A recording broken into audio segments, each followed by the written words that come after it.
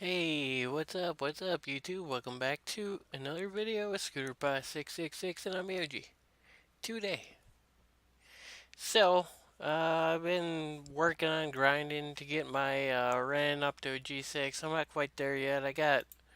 Three, I got three G6 or G5s, and I got two more at G4, but I don't got nothing to put into them yet. So, day or two away, and I'll be there. Another day or two, be for sure by the end of the week.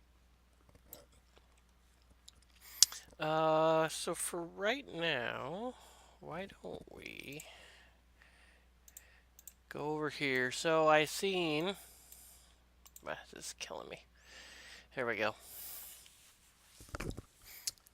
They got Juzo coming, who is one of the few other Shikigami besides Ameona and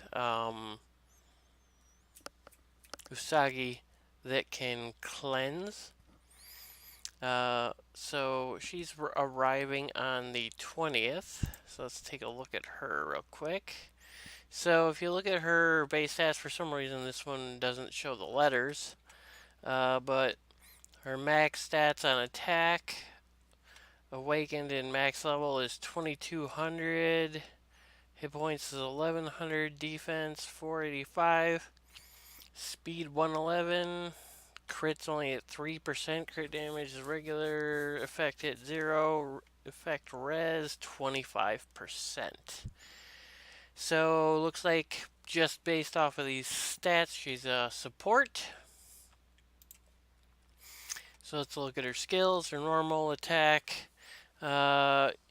uses demon staff, dealing damage equal 100%, and lowering their effect hit by 10% for 2 turns. So she's got a built-in effect hit decreaser to her standard normal attack. Her passive, every time an enemy unit moves, she chants a mantra 1 time. After 6 times, Juzo will strike the ground with her demon conquering staff, dealing 136% AoE damage with a 30% chance to push the target for 30% of the action bar. So I'm not sure because it says when an enemy moves, every time an enemy moves. So every time an enemy takes a turn, the mantra goes up 1 time. After 6 times, she deals 136% AoE damage to the whole enemy team. The only thing I'm not sure about is if the 30% chance to push the target for 30% of the action bar is only to the enemy that moved that last time to cause her to do it, or if that's the entire enemy team. If that's the entire enemy team, that could be really nasty. Now it's only 30%, so there is that, and it doesn't look like effect hit has anything to do with that. Also, when you max level it, it says it pushes for 50%. I also don't know if that's a 50% chance to push it by 30 or a 30% chance to push it by 50. I think it's the latter, but I'm not 100% positive on that. But that could be, it's not about the damage, the skill. It's sort of about the damage. I mean, the damage is like a bonus, but it's mostly about slowing the enemy's turns down. Her special costs 2 orbs. She enters a meditative state for 2 turns. In this state, friendly units will have a 40% chance for 1 debuff to be dispelled before their move. So at the very start, beginning of their turn, she could clear them of any debuff. For every prayer bead that she has, and I'm not sure how you earn prayer beads. I don't know if that's related to the mantra chant. or not. Doesn't say. Uh, Chance of dispel increases by 10%. Also, for every debuff that is dispelled, she heals that friendly unit by 3% of her max hit points, and after the unit moves, they get a plus 30% of their move bar. After triggered this effect, it takes away one prayer bead under the meditative state. Whether the beads are reduced to none, Juzu instantly gains one bead. So, um, that definitely sounds really pretty useful. Uh, it's like she has to cast it. It takes 2 orbs, but then for the next 2 turns, she's going to be removing debuffs. And it doesn't list specific types, so that could be any kind of debuff, and it happens before their turn. So, I don't know is if this would counter the Higginbana effect or not. I think it might. Because the Higginbana effect also takes place before their turn.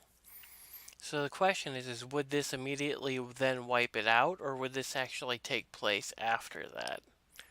Or before it, I mean. That's the interesting part.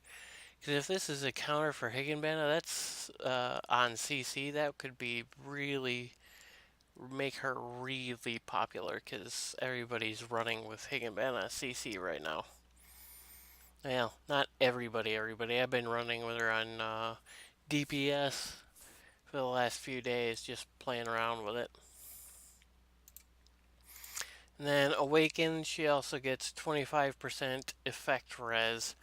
Um, Also, I noticed up here it does say that this Shigigami is not in the card pool and can only be obtained via the shrine, which makes it sound like she's obtained the same way that Usagi is obtained. You have to spend shrine points to get her. So, I don't know if that's really true or not, or if that's just the way it used to be. We'll have to see.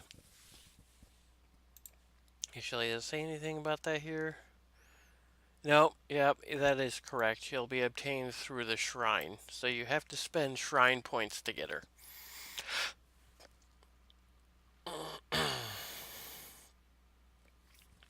Not much else going on. There's going to be a new courtyard skin, Summer Nights, in case you guys are interested. If you're into that kind of thing, there's that. So it looks like that's about all I've got. Just going to be a little short video if you wonder what Juzo looks like. Let's see here. Let's see. That's her standard skin looks like. And that's, I don't know if that's the evolved skin.